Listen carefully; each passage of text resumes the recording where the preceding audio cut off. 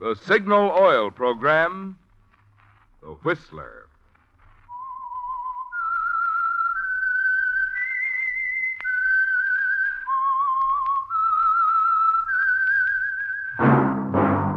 That whistle is your signal for the Signal Oil Program, The Whistler.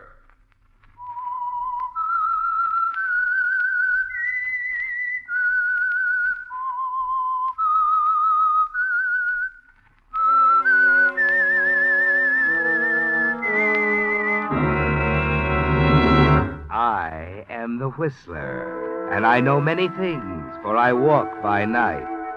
I know many strange tales hidden in the hearts of men and women who have stepped into the shadows. Yes, I know the nameless terrors of which they dare not speak. Yes, friends, it's time for the Signal Oil Program, The Whistler, rated tops in popularity for a longer period of time than any other West Coast program in radio history. And Signal gasoline is tops, too, tops in quality. It takes extra quality, you know, to give you extra mileage. And Signal is the famous Go Farther gasoline. So look for the Signal Circle sign in yellow and black that identifies independently operated Signal stations from Canada to Mexico. And now the Whistler's strange story. Impulse.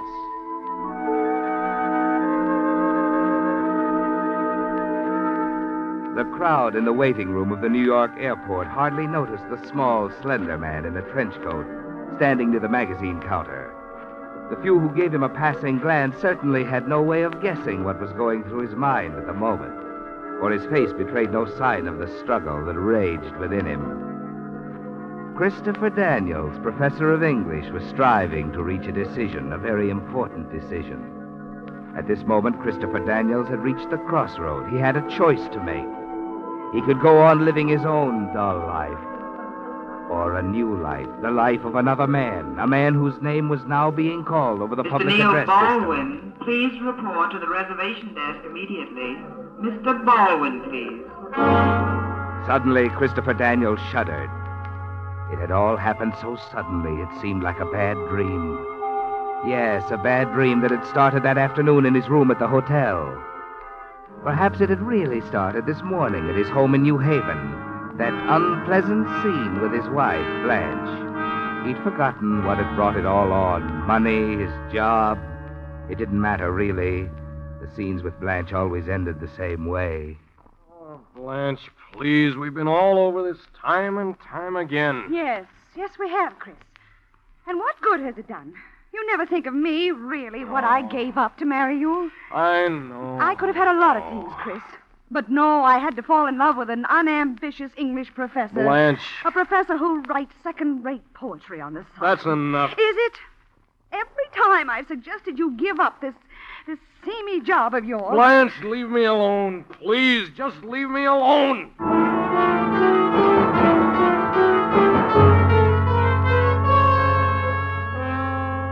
Yes, Chris, perhaps it was then the bad dream had started. That unpleasant scene with Blanche, like so many that had gone on before. Scenes that left you empty, miserable, sitting in your study oblivious to everything except the vague wish you usually had at times like this, that things would somehow straighten themselves out. You hadn't heard the doorbell. Then you saw Blanche and your old friend Neil Baldwin standing in front of you. Hello, Chris. Well, Neil, this is a surprise. How are you? Fine. Well, it's good to see you again. Sit down. Thanks. Only for a minute, though. Well, let's see. It's been 2 years, hasn't it? Just about, I guess. Class reunion. Yeah. What in the world are you doing here in New Haven, Neil? Well, you sound as if this is the end of the world. Chris doesn't seem to think so. Oh, Blanche. As a matter of fact, we've practically been neighbors the last couple of years. I've been working back and forth between here and Boston for an investment house. Really? Yeah, but that's all over now. I just stopped in to say goodbye. Goodbye? Well, here we haven't seen you in 2 years, and you're saying goodbye. Where are you going? New York right now, then to South America. South America? Oh, that's wonderful, Neil. Business trip? No, Chris. Guess my business days are over. Had a talk with my doctor last month. It's either take it easy or else. Oh. So I'm going to take what little money I've saved, go down to South America, where I don't know a soul, and loaf the rest of my life. Well, I'm sorry to hear about your health, Neil, but this trip sounds wonderful. When are you leaving? Plane leaves late this afternoon. This afternoon. Neil, how are you going to New York? Train. I'll drive you down. Well, that's nice of you, Chris, but I couldn't think of it. No, really, I'd like to. But, Chris, you'd be awfully late getting back. Look, I can could stay overnight in New York, a hotel, and come back tomorrow. Well, I don't know. If Blanche doesn't mind... Blanche, I just thought that... Well... Why, certainly, Chris. Go right ahead.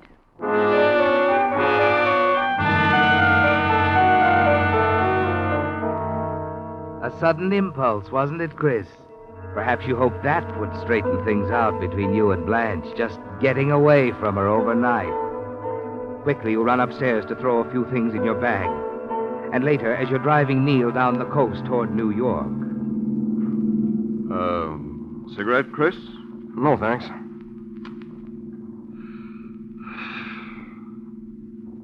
How have things been going for you, Chris? Oh, pretty well. Pretty well. Look, old man, I know it's none of my business, but, anything wrong between you and Blanche? Wrong? No. Not really, I guess. Not really.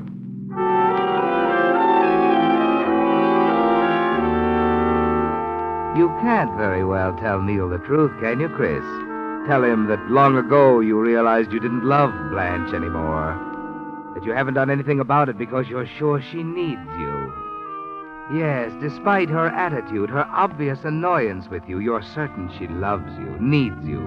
But you can't tell Neil you want to call it off, because you hardly dare tell yourself. You were never one for facing anything like that, were you, Chris?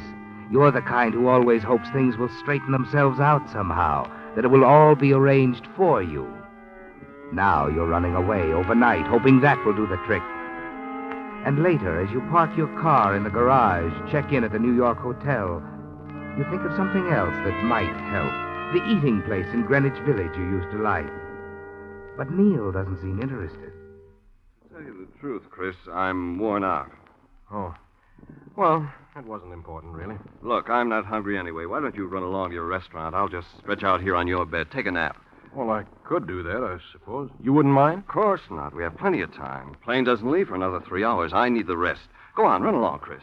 Oh, you got a cigarette on you? Yeah. You better leave the pack. I'm all out. I have another pack around somewhere. It must be in my briefcase. Good Lord. My briefcase. What's the matter? My briefcase! Oh, I thought for a moment I'd forgotten it. My tickets, papers are in it. I just remembered I left it in your car with my luggage. Oh. Bring it up when you come back, will you, Chris? Yeah, of course, Neil.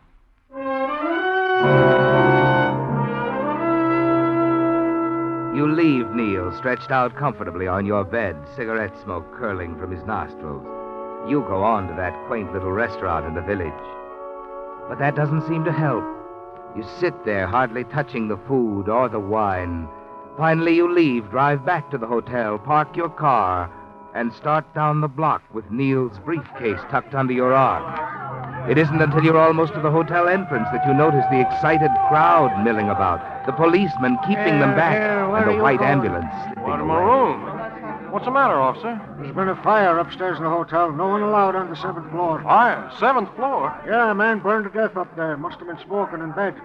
All right now, folks. Come on, let's clear the entrance. Come Smoking on, in bed. Keep moving. Burned now. to death. Officer, who was it? Huh? Who was it? The man who was... Oh, a man named Daniels. Christopher Daniels. It's a horrible shock, isn't it, Chris? Your friend Neil Baldwin burned to death in your hotel room. And you stand in the street with Neil's briefcase under your arm, staring emptily at the window on the 7th floor. They all think you're dead, don't they, Chris? Yes, Christopher Daniels is dead.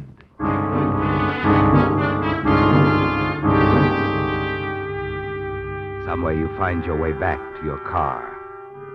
You remember opening the briefcase, looking at the papers. The ticket is for Bermuda instead of South America. Bermuda, Flight 11. And there are Neil's papers, a reservation at the Crystal Beach Hotel. And there's something else, too, an envelope with money in it. A lot of money. Mr. Neil Baldwin, please report to the reservation desk immediately. Mr. Baldwin, please. The next thing you know, you're at the airport, standing in the waiting room by the magazine counter. You realize it isn't just a bad dream. It's real after all, isn't it, Chris? You realize, too, what brought you out here. The idea that's gnawed its way into your mind. No, I can't do it. I Flight can't. 11 leaving for Bermuda. All aboard, please. I must be out of my mind. I can't do a thing like this to Blanche. I can't. I won't. Mr. Baldwin, please report to the reservation desk immediately. Mr. Baldwin, please.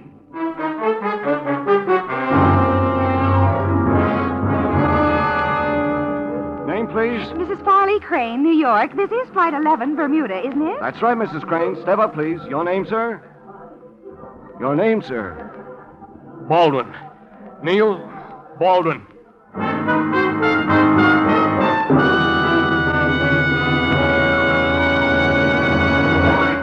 With the prologue of Impulse, the Signal Oil Company brings you another strange story by The Whistler. This, you know, is the 6th consecutive year that Signal Oil Company has sponsored The Whistler. A long time for a radio program, yet short compared with the 18 years that Signal has served the West. However, just as The Whistler has grown to be the most popular West Coast radio show, Signal has grown too. Grown from a mere handful of stations serving Southern California to many hundreds of dealers serving 6 western states from Canada to Mexico. Now, obviously, there must be good reasons why so many drivers have switched to Signal gasoline. And there are. One important factor, of course, is good mileage that has made Signal famous as the Go Farther gasoline. But equally important is the thing which makes such mileage possible. I mean the extra efficiency today's Signal gasoline coaxes from your motor, which naturally means extra performance for your car. That's why Signal says, to be sure of the tops in gasoline quality, there are just 2 things to remember. 1, it takes extra quality to go farther. And 2, Signal is the famous Go Farther gasoline. Now back to the Whistler.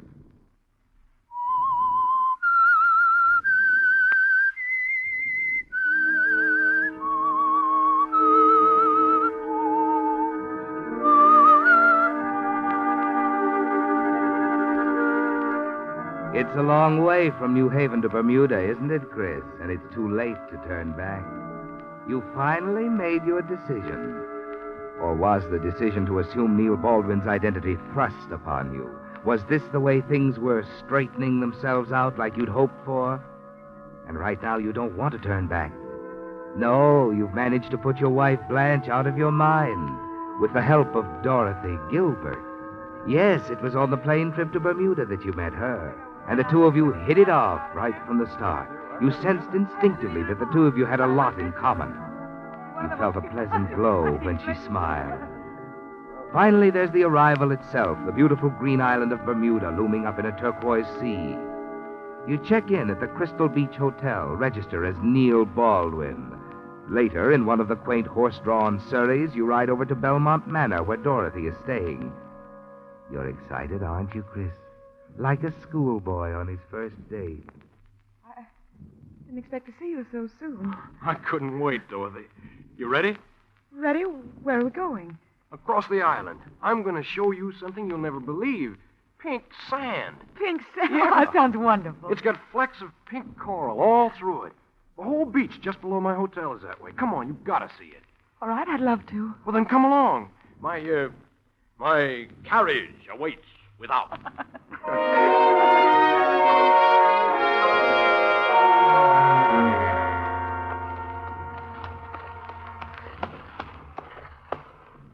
Well, looks like we're stalled. What's the trouble, driver? It's Reginald, sir. Huh? Who's Reginald? The horse, sir. He always stops here. What's the matter with Reginald? No trouble, ma'am. He just likes to catch his breath. Oh. Yes, Dorothy? I'd like to stay on here a lot longer than my 3 weeks vacation. I think I'd like to stay here for a long time, Neil. So would I, Dorothy. A long time. It was like a faint discord, a cloud passing over the sun when she called you Neil, wasn't it, Chris? It seemed so unnatural. It made you realize you were really Chris Daniels from New Haven, an English professor with a wife named Blanche. Yes, for a moment Blanche is back in your mind, but it's only for a moment. She fades out again, and you're busy showing Dorothy Crystal Beach, the pink sands, making plans for the future. That evening, you're dancing at the Ace of Clubs. It's a wonderful idea to come here, Neil. You like it, really? Uh-huh. Love it. Why didn't you tell me you danced like this? Well, I guess I didn't know I could. Neil, you know that man over there near the bar? Man? Mm-hmm. Which one? No, the short and heavy-set man. Seems to be looking at us. I don't know him. Neither do I. And he's probably not looking at us. He's looking at you, Dorothy. And I don't blame him. You're talking mighty pretty, mister. Oh, maybe that's because you're looking mighty pretty, miss. Oh, Neil. Hold me tight.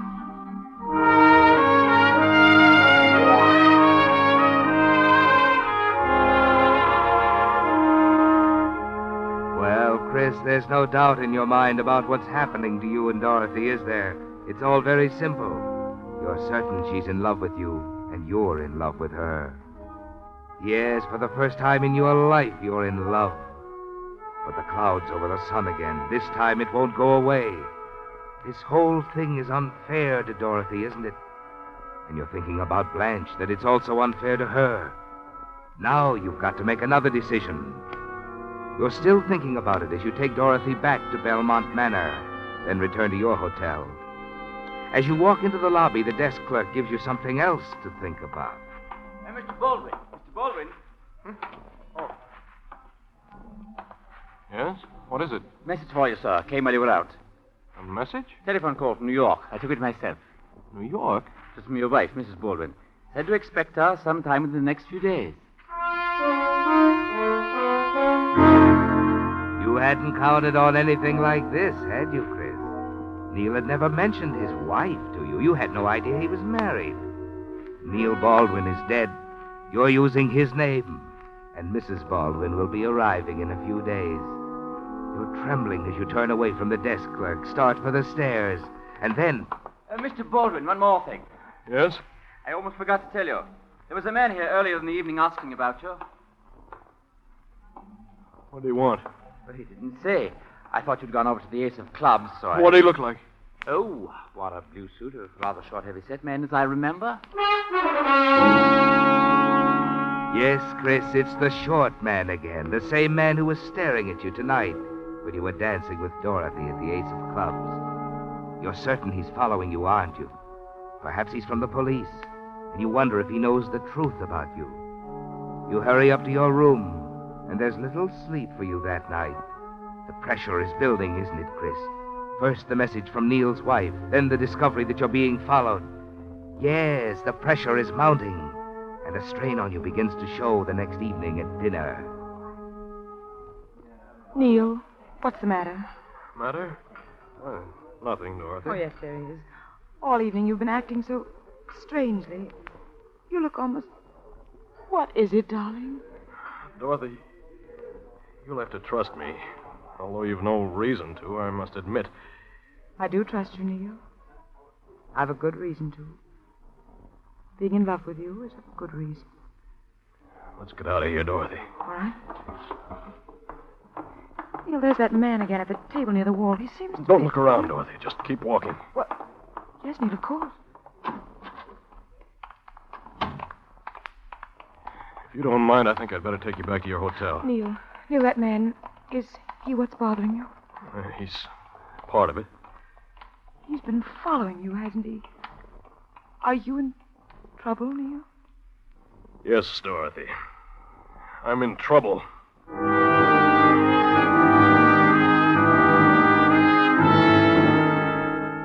You take Dorothy back to the Belmont Manor and leave her with that hurt, puzzled look in her eyes.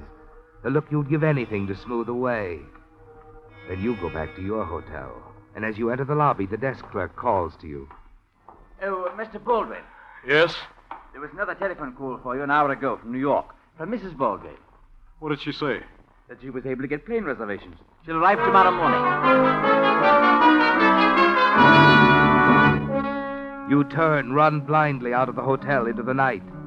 But that's no answer, is it, Chris? You've got to make a decision, and you've got to do it soon. They're closing in on you. The short, heavy-set man and Mrs. Baldwin. Yes, and there's Dorothy and Blanche, too. You walk for hours thinking the whole thing out. And then finally you find yourself on the road leading to town and the Belmont Manor. Yes, the Belmont Manor and Dorothy. Because you've finally made your decision. You've decided to tell Dorothy everything. And you do. Your life with Blanche, your unhappiness, the madness that seized you when you discovered Neil was dead and that everyone thought it was you. How you've struggled with your conscience. And how your conscience finally won. Yes, you pour out the whole agonized story to Dorothy there on the beach. And the sun has come up before you finish. Chris, I like the name better than Neil, darling. It suits you more. I'm going back to Blanche, Dorothy. Yes, I know. She needs me. I should have known better than to think I could run out on my life. The running was nice while it lasted. Dorothy, I'll never forgive myself for what I've done to you. Oh, don't say that, Chris. Things just didn't work out, that's all. Oh, why did I have to destroy the one thing I found? You didn't destroy me, Chris. When are you leaving? Right away, I guess. I don't know how I stand with the law. I'll find out when I get back, I suppose. I don't think I've done anything criminal. I've just been a fool, that's all. What about Mrs. Baldwin? I don't know, Dorothy. When I get back to my room, I'll probably write her a letter telling her what's happened and leave Neil's money and papers with it for her. It's not exactly the brave thing to do, I suppose, but I just can't face her. Well, Chris, I guess you'd better be going. Yes. Dorothy, I can't ask you to forget or forgive. Too much has happened, but I hope that time will... Time will help, Chris. I hope it does. You see, this is probably all wrong, but I still love you. I'll go on loving you. Someday things might be different, who knows? There's still an outside chance for us, Chris. So I'll be waiting. Oh, Dorothy. I love you, Dorothy. I always will. Chris, Goodbye, darling.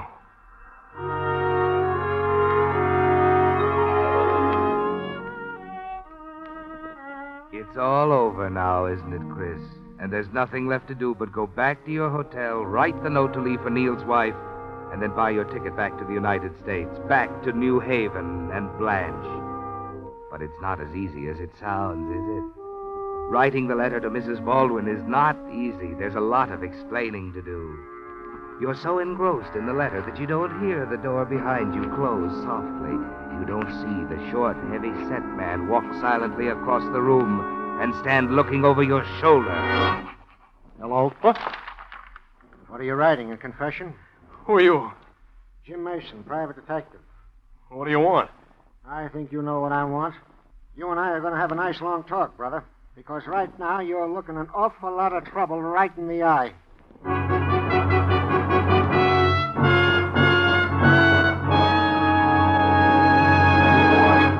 The Whistler will return in just a moment with a strange ending to tonight's story. Meantime, a message especially for you drivers who have late model cars, or you lucky folks who will be getting new ones. Just any motor oil won't do, you know, for today's high-efficiency motors. No, sir. They need special protection against corrosion, wear, and carbon if you expect to get the long, trouble-free service that was built into them. That's why Signal Oil Company brought out Signal Premium Compounded Motor Oil, an improved type lubricant in which 100% pure paraffin base is fortified with scientific new compounds. Inside your motor, these compounds go to work, doing jobs that regular oil alone cannot do. One compound, for instance, actually washes out harmful carbon, gum, and varnish. Another compound in Signal Premium protects costly bearings against corrosion. And still other compounds do additional jobs of keeping wear down and performance up. That's why Signal Premium Compounded Motor Oil is your guarantee of a sweeter running motor. So for your next oil change, stop at a Signal station. Get the improved type oil that does so much more than just lubricate. Signal Premium Compounded Motor Oil.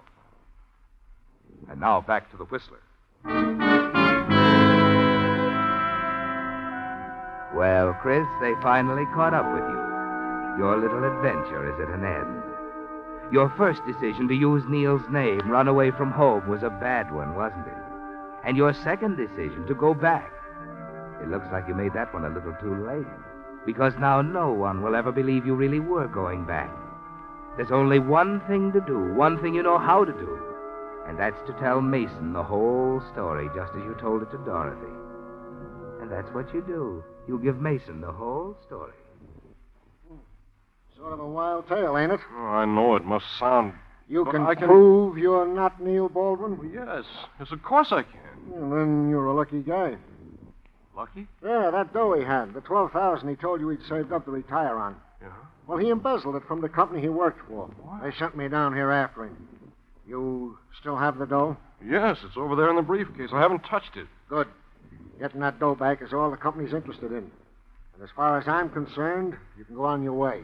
Thanks. What are you going to do? Go back? Yeah, Blanche needs me. It's the only decent thing I can do. You know, you're not quite out of the woods yet. I'm still not convinced you aren't Neil Baldwin. All right, Mrs. Baldwin. Come on in. Neil, darling, why didn't you meet me at the airport? Chris! Good Lord. Blanche. I thought you were... You thought I was... What, Blanche? I thought you... You thought I died in that hotel fire instead of Neil. You thought he'd be here waiting for you with the money he stole. You had it all planned, didn't you? You knew he stole it, didn't you, Blanche?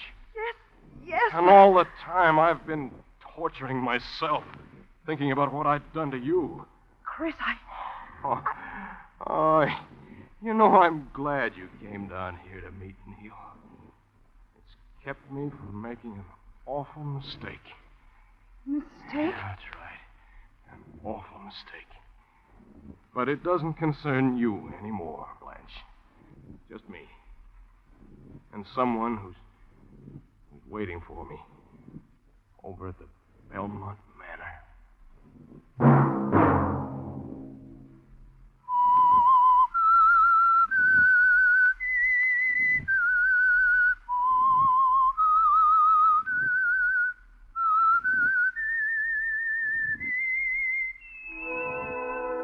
Let that whistle be your signal for the Signal Oil program, The Whistler, each Sunday night at this same time. Brought to you by the Signal Oil Company, marketers of Signal gasoline and motor oil and fine quality automotive accessories. Signal has asked me to remind you to get the most driving pleasure, drive at sensible speeds, be courteous, and obey traffic regulations. It may save a life, possibly your own. Featured in tonight's story were John Beale, Betty Lou Gerson, and Mary Lansing. The Whistler was produced by George W. Allen and directed by Gordon T. Hughes, with story by Bob Reif and music by Wilbur Hatch, and was transmitted to our troops overseas by the Armed Forces Radio Service. At this same time next Sunday, another strange tale by The Whistler. Marvin Miller speaking. This is CBS, the Columbia Broadcasting System.